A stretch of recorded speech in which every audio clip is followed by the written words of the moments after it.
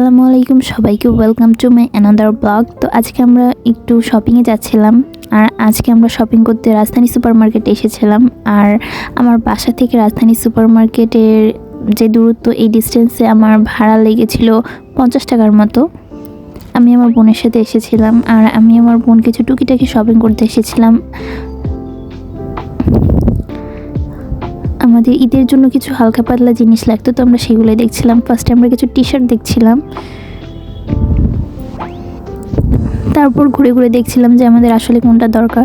তো তারপরে আমরা কিছু 3 পিসের দোকানে যাই সেগুলো দেখার জন্য। তারপর যেতে যেতে আমাদের এই দোকানটার উপর চোখ পড়ে, আর এগুলো অনেক সুন্দর ছিল।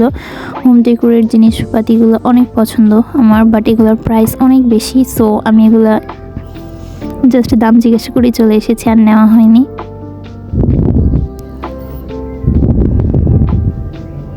তো আমি আবার কিছু ছবি তুলে নিয়েছিলাম এগুলার, যে যদি আমার আর্ট অ্যান্ড ক্রাফট চ্যানেলের জন্য আমি এগুলো কিছু বানাই, তখন যাতে আমি একটু আইডিয়া নিতে পারি এখান থেকে।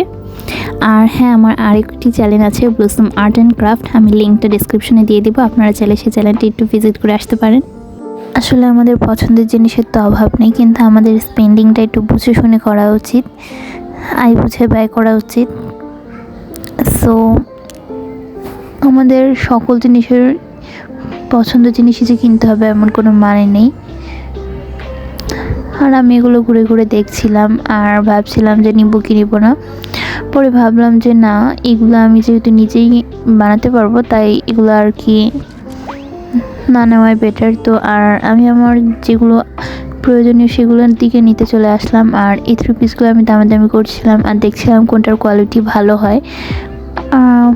মূলত এরা 500 টাকা 3 পিসকে 1200, 1500, 2000ও চাচ্ছিল। বাট আমি তো 3 পিস কিনে আমি খুব ভালো মতোই জানি এগুলোর প্রাইস 500 কি 600, 700 এরকম আর কি।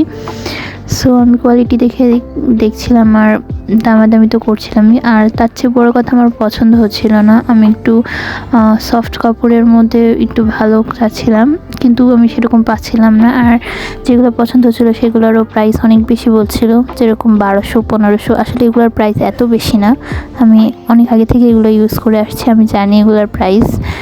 মাঝখানে একটু দাম ওঠানামা করে, হ্যাঁ তাও ঠিক আছে, বাট পছন্দ তো একটু হওয়া লাগবে। আর কাপড় কোয়ালিটিও তো এগুলার খুব ভালো ছিল না।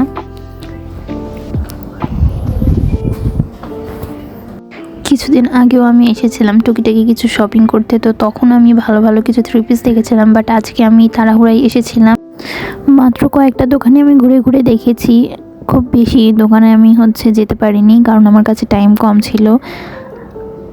সো আমার আসলে আজকে আমি যেগুলো নিয়েছি সেগুলো আমার কাছে খুব একটা পছন্দ হয়নি, তো আমি হাতের কাছে যা পেয়েছি সেগুলোই নিয়েছি আর কি। এই 3 পিসটা ছিল জয়পুরি কটনের মধ্যে, আর আমি জমজম সুইচ কটনগুলো দেখেছিলাম। এটার দাম চেয়েছিল 950 টাকা।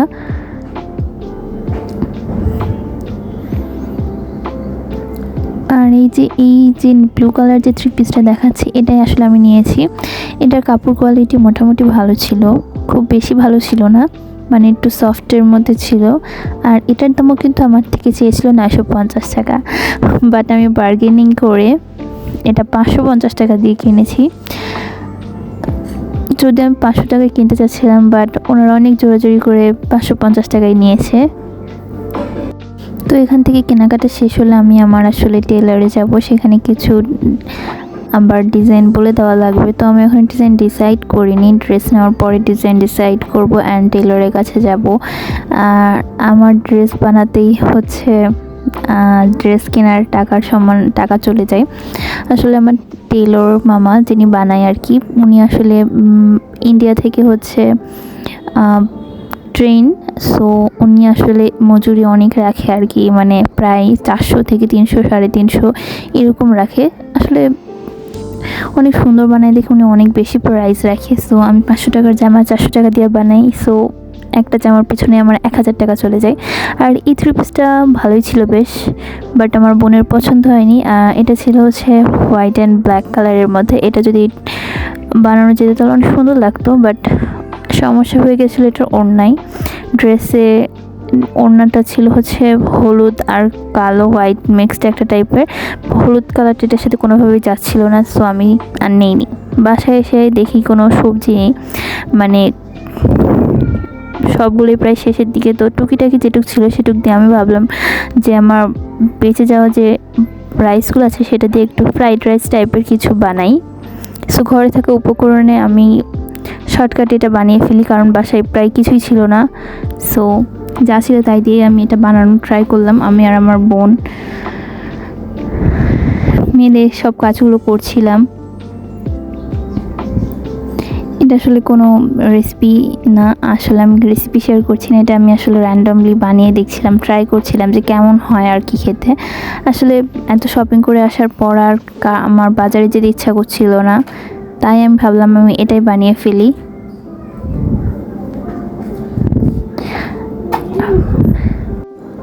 আমি জানি না এটা টেস্ট কেমন হবে, বাট আমি জাস্ট ট্রাই করছিলাম যে কেমন হয়, দেখা যাক। তো এটা মোটামুটি টেস্টটা ভালোই ছিল। এরপর সন্ধ্যার দিকে আমরা একটু বাইরে যাই, বাইরে যাচ্ছিলাম কিছু খাবার কিনে আনার জন্য। এত রাতে আসলে শপিং করার কোনো ইচ্ছে ছিল না বাজারে যাওয়ার আর কি। সো এখানে আমরা কিছু কাবাব আর রুটি কিনে আনি। সো আমি 2টা কাবাব আর 8টা রুটি নিয়েছিলাম। চিকেন মশলা কাবাব যেটা নিয়েছিলাম সেটার দাম পড়েছিল আমার একটার জন্য পড়েছিল আসলে 120 টাকা। তো আমি 2টা নিয়েছিলাম। আর 8টা রুটি নিয়েছি কারণ আমরা আসলে 2 জন না, আমরা আসলে 4 জন খাবারের জন্য নিয়েছিলাম। যদিও লাস্টে অনেক খাবারই বেঁচে গিয়েছিল। এই দোকানটা আমার বাসার একদম পাশে ছিল, আর এদের রুটি বানানোর প্রসেসটা অনেক সুন্দর ছিল। আর যদিও রাস্তার পাশের খাবারগুলো এত একটা হাইজেনিক না, বাট তাও আজকে কিছু করার ছিল না। তারপর আমি ডিম কিনতে চলে আসি, কারণ বাসায় ডিম ফুরিয়ে গিয়েছিল।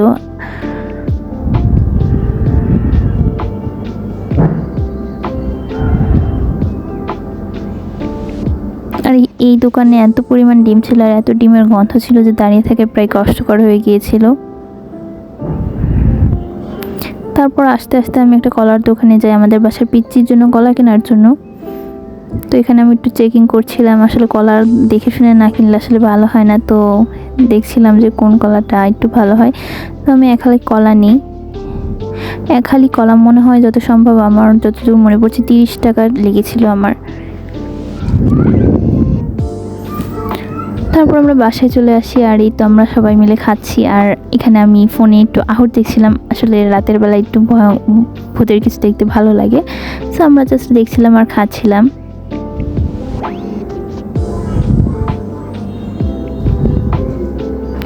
এরপর পরের দিন সকালে আমি আমার পিচ্চিকে একটু মেহেদি দিয়ে দিচ্ছিলাম, আর সেই মুহূর্তটাকে একটু ক্যাপচার করছিলাম।